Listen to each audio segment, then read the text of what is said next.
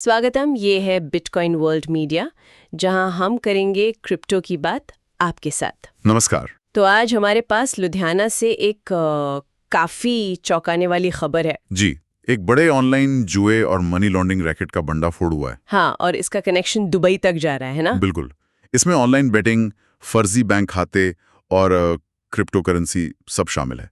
चलिए इस पर थोड़ी गहराई से बात करते हैं। जरूर। तो शुरुआत करते हैं कि ये काम कैसे करता था, मतलब आम लोगों को कैसे फंसा रहे थे ये लोग। देखिए, तरीका तो काफी जाना पहचाना ही है।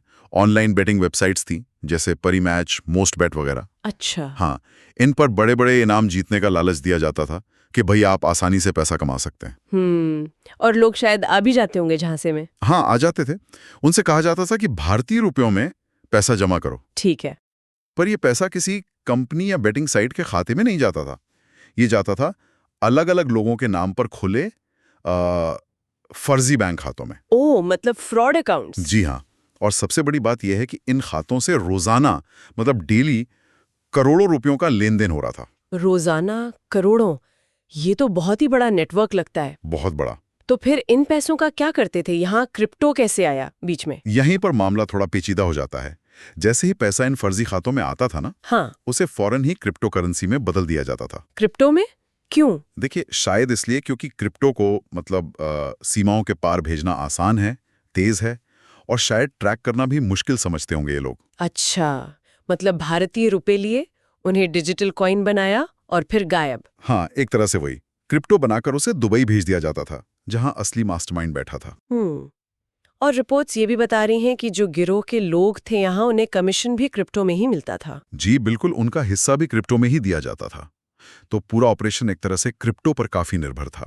तो इस मामले में पुलिस ने कुछ एक्शन लिया, गिरफ्तारियां हुई हैं? हाँ, लुधियाना पुलिस ने 5 लोगों को गिरफ्तार किया है।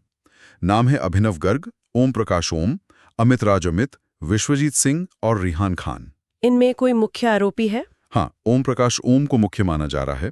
ये बैंक खातों का पूरा नेटवर्क संभालता था। अच्छा, कैसे करता था ये? जानकारी तो यही है कि ये छोटे शहरों में जाकर लोगों के नाम पर खाते खुलवाता था।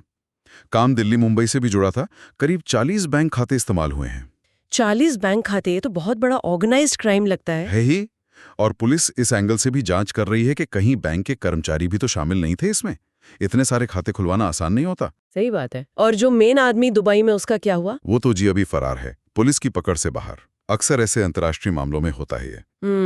पुलिस तकनीकी मदद से जांच कर रही है। इनके पास से काफी सामान भी मिला है, mobile phone, SIM card, chequebook, laptop, car वगैरह। तो कुल मिला के ये मामला दिखाता है कि कैसे बेटिंग का लालच देकर, बैंकिंग सिस्टम का गलत इस्तेमाल करके और फिर क्रिप्टो के जरिए पैसा देश से बाहर भेजा जा रहा है। बिल्कुल, टेक्नोलॉजी का गलत इस्तेमाल।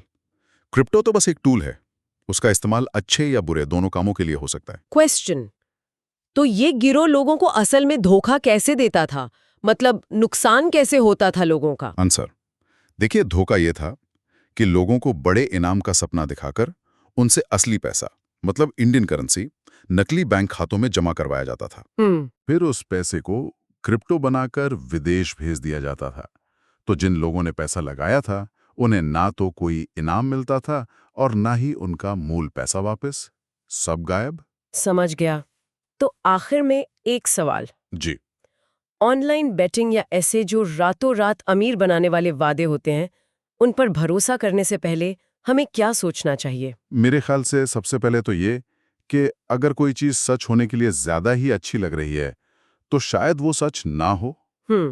खासकर अगर पैसा किसी अनजान व्यक्ति के खाते में या अजीब तरीके से जमा करने को कहा जाए।